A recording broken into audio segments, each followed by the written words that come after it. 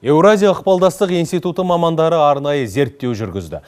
Нәтижесінде қазақстандықтардың 93,6% саяси науқанды мерзімнен бұрын өткізу бастамасын қолдайтындықтарын анықтаған. Демократия институты да дербес сауалнама өткізді. Сұрастырылғандар құқықтық сауаты жоғары, ой пайымы ерек саясаттанушылар, заңгерлер, ғалымдар мен әлеуметтанушылар. Олар да сайлауға қолдау танытты. 94%-дан астамы сайлау жаңа партияларға өз күштерін сынап көруге мүмкіндік береді деп есептейді. Тақырыпты Ақбөпе Бәкір талдайды.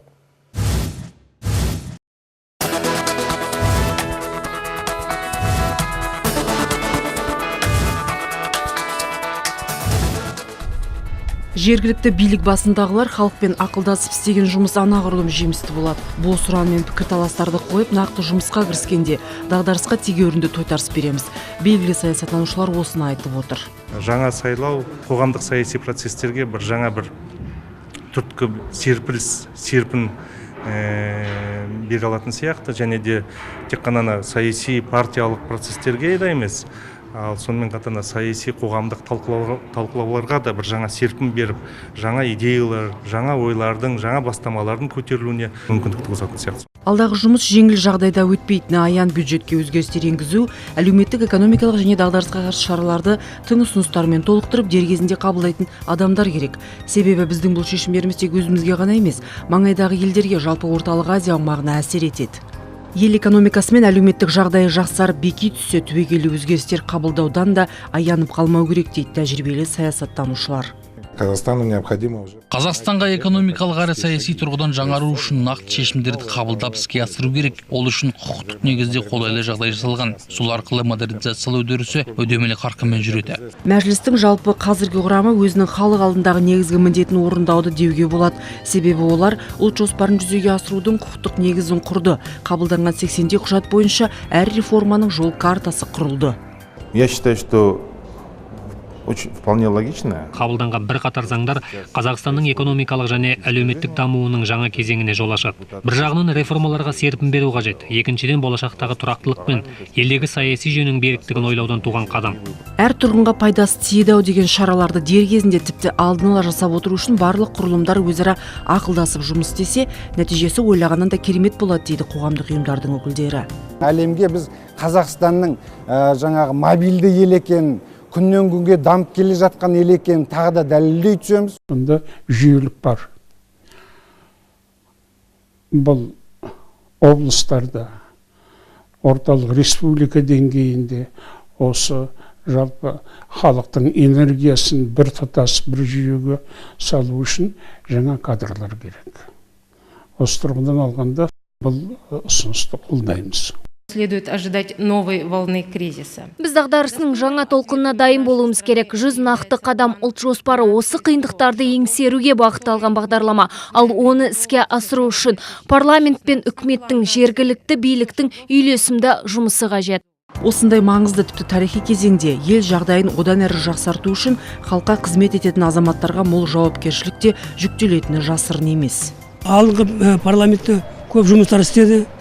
Көп заңдар қабылдады, жаңа жоспарлар істеу керек. Енді Қазақстан экономикасын көтеру керек, халықтың хал-ахуалын, жағдайын көтеру керек. Жаңа парламент мүшелері келсе, бәрі жаңадан бастайды ғой. Халық тоқ болса, бәрі жақсы болады, тыныш болады. Көкшетаулық хирург Серік Аяғанов облыстық аурухананың бас дәрігері, оған дейін сенат депутаты болып, денсаулық сақтау кодексін әзірлеген жұмыс тобына жетекшілік етіпті. Мәселені уақытында шешу керек. Екіншіден мәслихат сайлауы да бірге болатындай болып отыр. Бұның өзі біраз бюджеттік шығынды азайтады. Сондықтан оны қолдаймыз. Мен ойлаймын, бұл тек қана еліміздің болашағына өте тиімді және пайдалы болады. Жаһандық дағдарыс жағдайында әр сәттің қадірін біліп, уақытты бағалау қажет дейді қарағандылық мұғалімдер. Бұл парламент мүшелері ұзақ уақыт бойы қаншама заң қабылдады. Биылдан бастап жалақымыздың өсіп жатқаны және біздің әлеуметтік жағдайлардың жақсарып жатқаны, халқымыздың әл-ауқатының жақсарып жатқанына бұл депутаттардың да үлкен үлесі бар деп санаймын. Шетелдік сарапшыларда бастаманы құптайды. Мәселен, Вашингтондағы ғаламдық қауіпсіздік институтына қарасты энергетика, табиғи ресурстар және саясат орталығының директоры Ариэль Коэн мерзімнен бұрын сайлаудан бас тартудың қажеті жоқ. Керісінше, бұл экономикалық қиындықтарды уақытылы әрі оңай еңсеріп, елдегі тұрақтылықты сақтап қалудың тиімді жолы дейді. Әлемде жүріп жатқан дағдарыс ешкімге оңай тиіп тұрған жоқ. Мұнай мен табиғи байлықтардың бағасы құлдырап, тіпті Ресей, Австралия, Оңтүстік Африка, Канада мен Бразилия сияқты елдерге кесірін тигізіп жатыр. Сондықтан Қазақстанның жаңа парламент құрамын жасақтап, мерзімнен бұрын сайлау өткізу бастамасы нағыз қолдауға тұрарлық. Қазақстанда мәжіліс сайлауы мерзімінен бұрын өтуі мүмкін деген хабар ақш-тың іскерлік астанасы Нью-Йорк экономистерінде елең еткізді. Қаржы сарапшылары бұл ұсыныс дер кезінде жасалған және өте дұрыс деп санайды. Елдің мүддесін қорғайтын жаңа құрамды парламентпен бірге жаңа міндеттерді орындауға деген ұмтылыс та түсінікті. Соңғы 10 жылдықта сіздердің мемлекеттеріңіздің басшысы түрлі жағдайлардан елді алып шыққанына қарап, осы жолы да солай боларына сенімдіміз. Әр мемлекет ел даму үшін батыл қадамдарға баруы тиіс. Осы тұрғыдан мерзімнен бұрын парламент сайлауын өткізу орынды, дейді италиялық геосаясаттанушы Алессандро Лундини.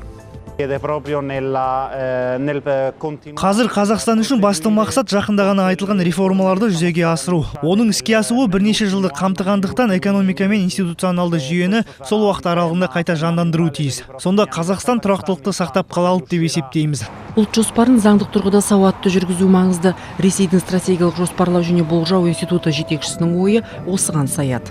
Направленные на консолидацию власти. Президент белгілеп берген 100 нақты қадам ұлт жоспарын іске асыруға кірісу керек. Яғни бұл саяси науқанды өткізу қазіргі әлемдік дағдарыспен дер кезінде әрі тиімді түрде күресу қажеттілігінен туындап отыр деп ойлаймын. Сонымен мәжіліс депутаттарының өз өкілеттіктерін мерзімінен бұрын тоқтатуды сұрап елбасына жолдаған үндеулері жыл басының ең басты саяси оқиғасы деп бағаланып отыр халық арасында. Енді осының нәтижесі ретінде ең басты экономикалық оқиға қандай болары да өз қолымызда. Ақбөбе Бәкір, 7 күн.